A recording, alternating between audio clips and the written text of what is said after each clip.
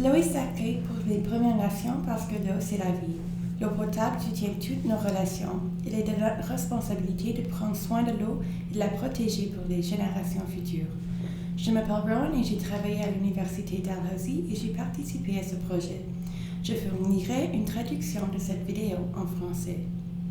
Bonjour, je m'appelle Brandon, je suis opérateur en eau et dans l'eau usée de 4e génération dans la Première Nation d'Elsipogtog et je fais partie de l'administration des eaux des Premières Nations de l'Atlantique. Nous parlons beaucoup de systèmes centralisés d'eau potable et de traitement des eaux usées par les Premières Nations, comme nous le devrions. Mais les systèmes décentralisés nécessitent également de l'attention et du financement pour assurer la salubrité de l'eau potable et des services d'assainissement des eaux usées pour les Premières Nations. Il s'agit de systèmes individuels comme les puits, l'eau livrée par camion, les fosses septiques et les réservoirs de rétention des eaux usées. Plus de 17 personnes faisant partie des Premières Nations et d'organisations des Premières Nations partout au Canada ont contribué à l'élaboration d'un rapport publié en juin 2025. Ce rapport a été créé pour aider Services aux Autochtones Canada, ou ISC, à comprendre comment ces systèmes décentralisés fonctionnent dans les collectivités des Premières Nations. Le but du rapport était de recueillir des connaissances et des expériences afin de mettre en évidence les risques et de suggérer des façons d'améliorer ces systèmes. Les dangers associés au système d'aqueduc et de traitement des eaux usées proviennent de nombreux problèmes connexes. Le rapport a examiné la situation dans son ensemble comme des pots d'oignons superposés. Les éléments comme la conception du système, l'emplacement et la personne responsable des systèmes sont façonnés par les politiques et les décisions de financement au niveau fédéral et régional. Le rapport comporte 3 parties qui tiennent compte des risques liés au système, des pratiques de gestion actuelles et des recommandations visant à améliorer les services d'approvisionnement en eau potable et de traitement des eaux usées. Le rapport complet est disponible en ligne. Nous avons réalisé 3 vidéos pour aider à communiquer les détails du rapport directement aux Premières Nations. Les citernes d'eau transportées par camion sont utilisées par plus de 15 000 foyers des Premières Nations, principalement dans les régions des Prairies et du nord de l'Ontario. Mais nous n'avons pas de chiffres exacts.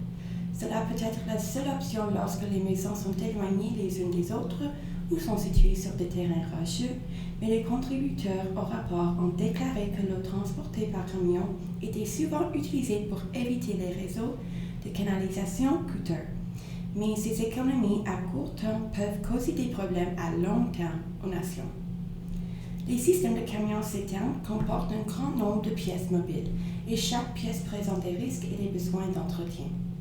Pour commencer, la source d'eau doit être propre, qu'elle provienne de la station centrale de traitement de l'eau ou d'ailleurs, et à chaque point de transfert, il y a un risque de contamination.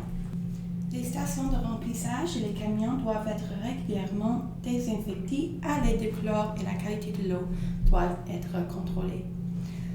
La citerne elle-même doit également être nettoyée et inspectée régulièrement, mais les structures souterraines peuvent être difficiles d'accès et encore plus difficiles à nettoyer.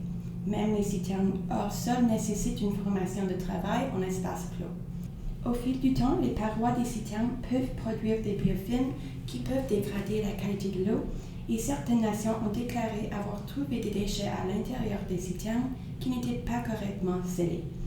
Des fissures dans les parois de la citerne peuvent signifier que de l'eau non traitée ou de la saleté s'infiltre. Les citernes sont fabriquées et placées différemment d'une région à l'autre. Beaucoup ont dit que l'option la plus sûre consiste en un réservoir en plastique au-dessus du sol, dans un hangar résistant aux intempéries. Mais il n'y a pas encore assez de données pour connaître les meilleures façons de les nettoyer, de les entretenir ou de les surveiller. Une fois que l'eau pénètre dans la maison, les conduites d'eau peuvent également avoir une incidence sur la qualité de l'eau potable. L'analyse de l'eau chaque année pour déceler d'importants composés microbiologiques et chimiques aide à identifier les risques et à s'assurer que le traitement approprié est utilisé. Nous ne devrions certainement pas recevoir une eau magnifique, mais après que la technologie de pointe l'a purifiée, une fois que nous la mettons dans un camion, que nous mettons cette eau dans le camion, que nous la transportons sur la route, que nous la déversons dans la citerne, combien de contaminants contient-elle lorsqu'elle arrive à votre robinet? Les maisons individuelles peuvent avoir des systèmes de filtration, d'osmose inverse ou d'autres options de traitement, mais elles ont un prix et elles nécessitent également une inspection et un entretien de routine pour assurer leur fonctionnement. De nombreux contributeurs ont indiqué qu'il y avait peu ou pas de financement pour gérer les citernes individuelles ou les traitements à domicile. C'est aux frais du propriétaire de nettoyer son réservoir. Il s'agit souvent d'un remplacement de leur réservoir parce qu'ils sont fissurés et qu'il y a des infiltrations d'eau qui entrent et que la qualité de l'eau n'est pas bonne. C'est généralement aux résidents de faire tout le travail. Ce n'est pas seulement une question de qualité, mais d'accès.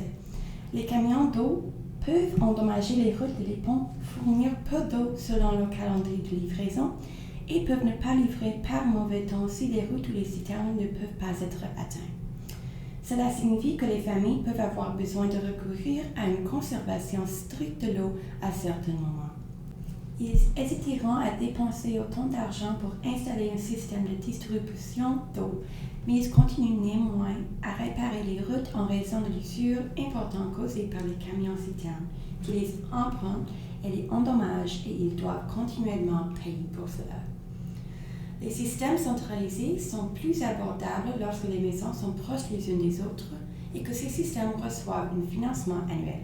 Toutefois, dans les collectivités dispersées et dans les endroits où la pose de tuyaux coûte cher ou là où une puits ne peut pas être creusée, on se fie au système de camions-citernes pour l'eau potable.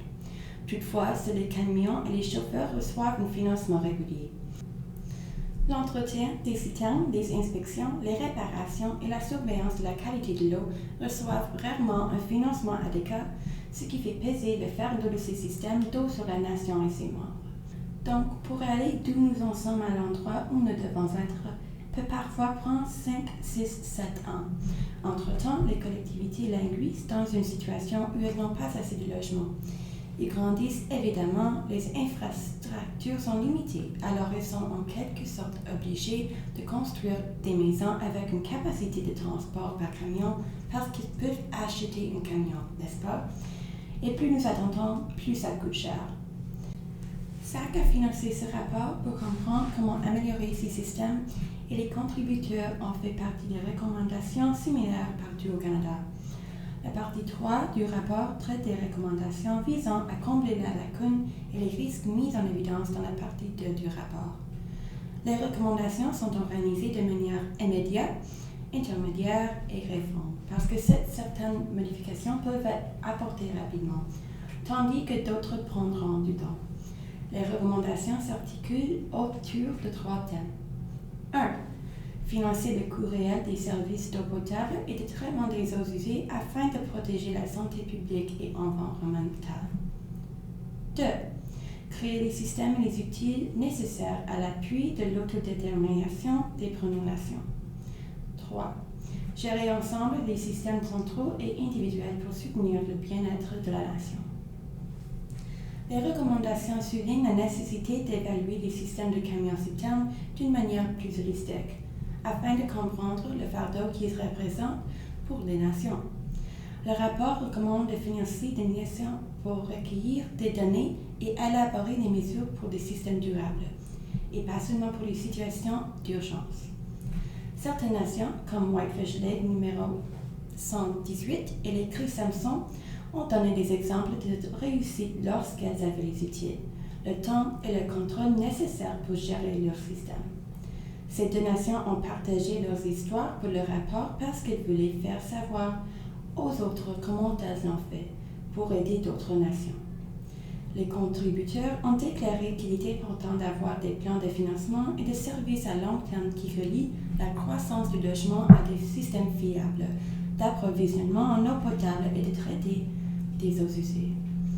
Le rapport recommande que SAC s'appuie sur une meilleure gestion des biens, aide à cerner et à réduire les risques pour la santé et soutienne la gestion de l'eau dirigée par les Premières Nations qui combine les systèmes centraux et décentralisés de la manière qui fonctionne le mieux pour chaque collectivité.